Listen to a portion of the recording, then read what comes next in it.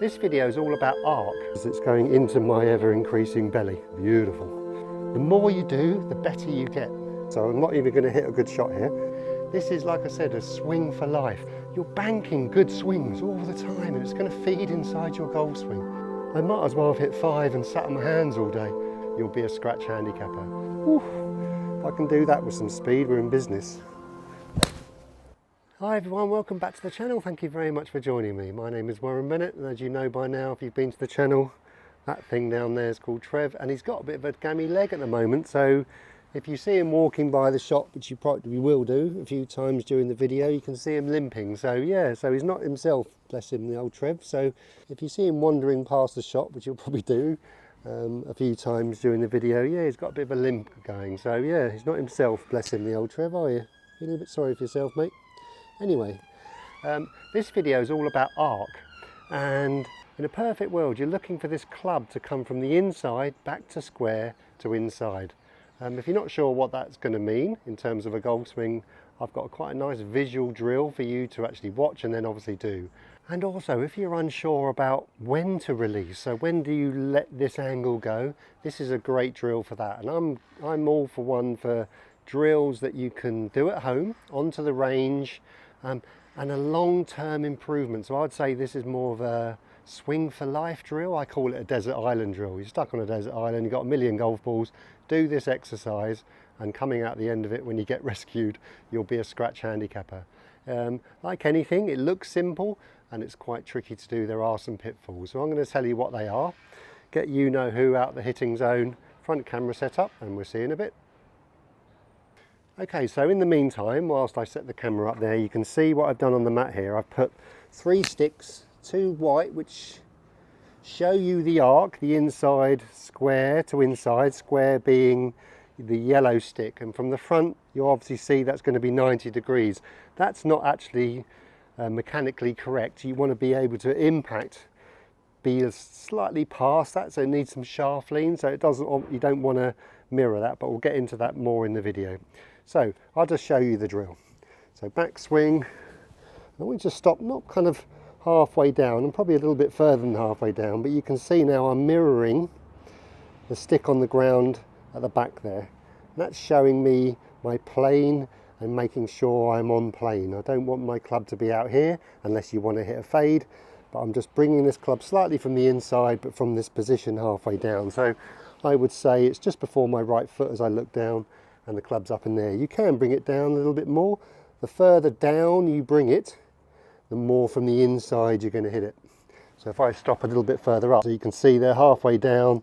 If I release from there, you can see the club coming a little bit further out and a bit squarer in terms of 3 o'clock position. So you're going to hit more of a kind of a fade from that position. And you can see with the split screen the difference there. So I would say meet in the middle, anything neutral. I would say if you're going to do hundreds and hundreds of these, you want to be as neutral as you can.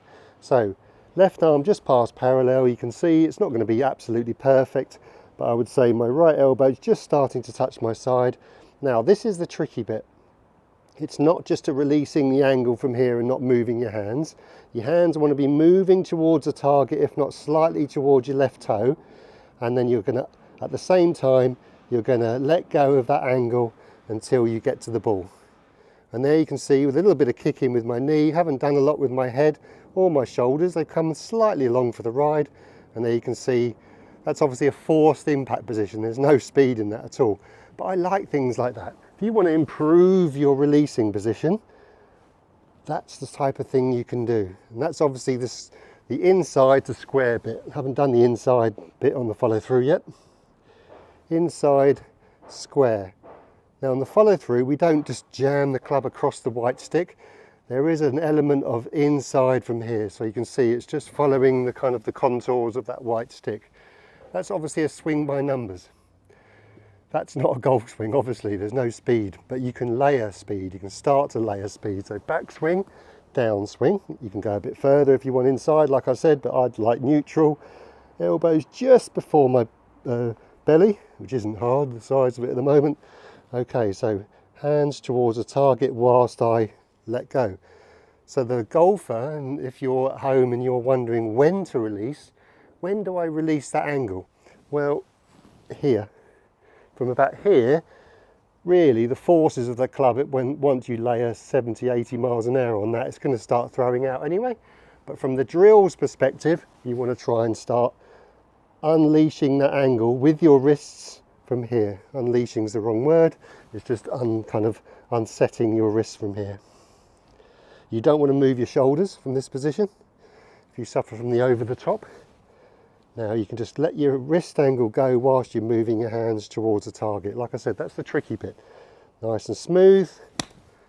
Half a follow through. That's the first exercise you do. Halfway down, that's the easy bit. You can kind of stop there, you can check it. Okay, now this is the tricky bit. Hands towards the target whilst getting the club back to the ball.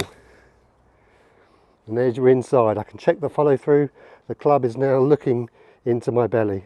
So I now know the club's gone from inside, square, impact. You can see my hands are past that yellow stick. You don't want them behind or on top. You want them slightly forward. And then from there, you're not going to carry on away from yourself. You're going to now start bringing it on the inside. Like I said, desert island exercise. Love it.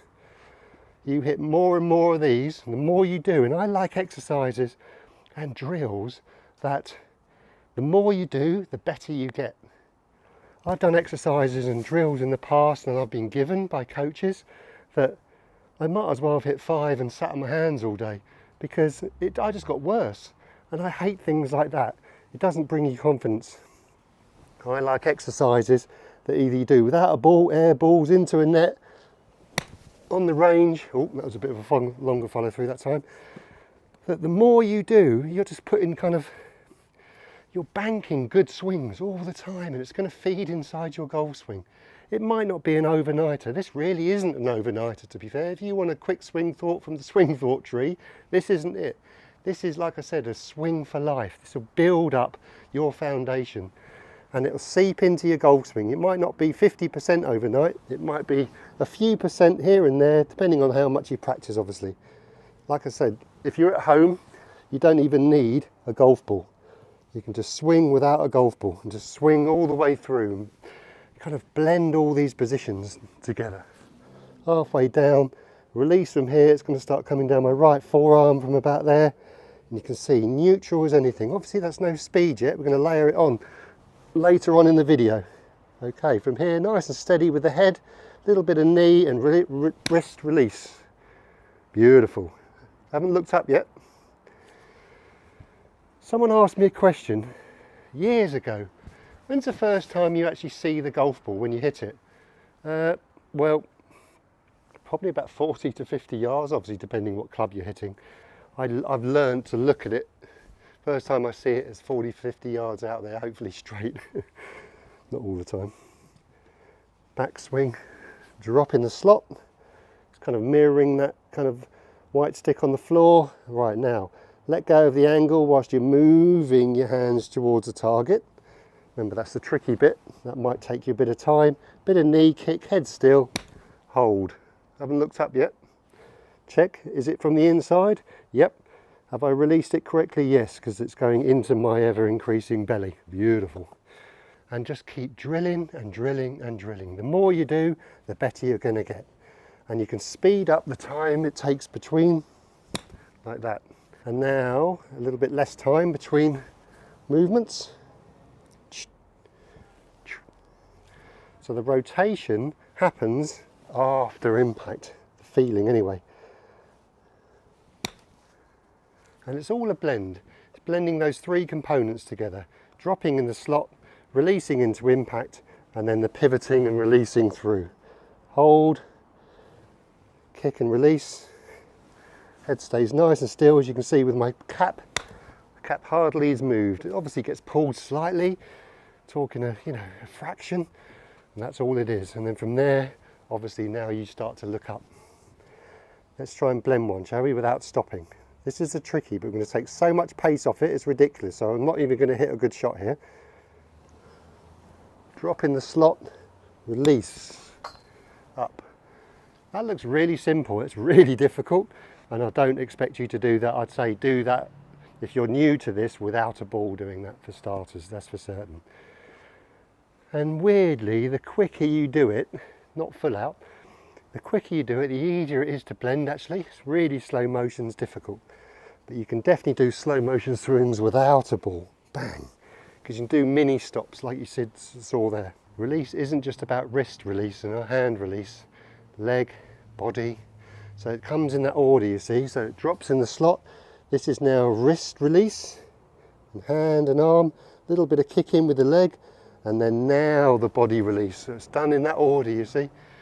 Too many people reverse that, and when they get to about here and their body starts taking over, then there's no leg because of that, and then they're stuck and there's no wrist at all.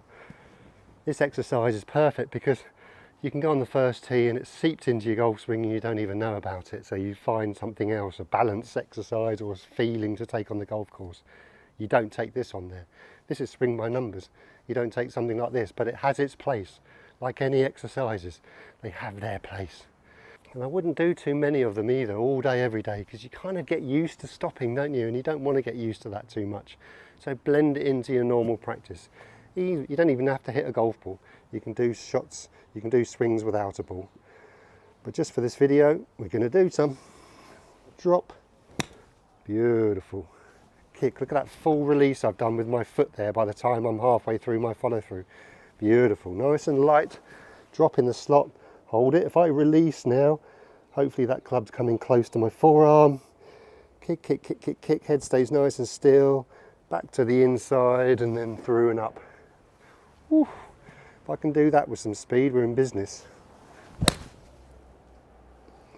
And obviously it's not going to be absolutely perfect once you layer speed on there, obviously, because there's no awareness. You haven't got the awareness, you don't know what this club's doing, but the more repetition you do, and I would say this is a repetition exercise, and that's why I said during the video, this isn't a thing that's going to completely change your golf swing overnight, but it gives you a feeling, it gives you an idea and an awareness of, oh, my club needs to be on this angle.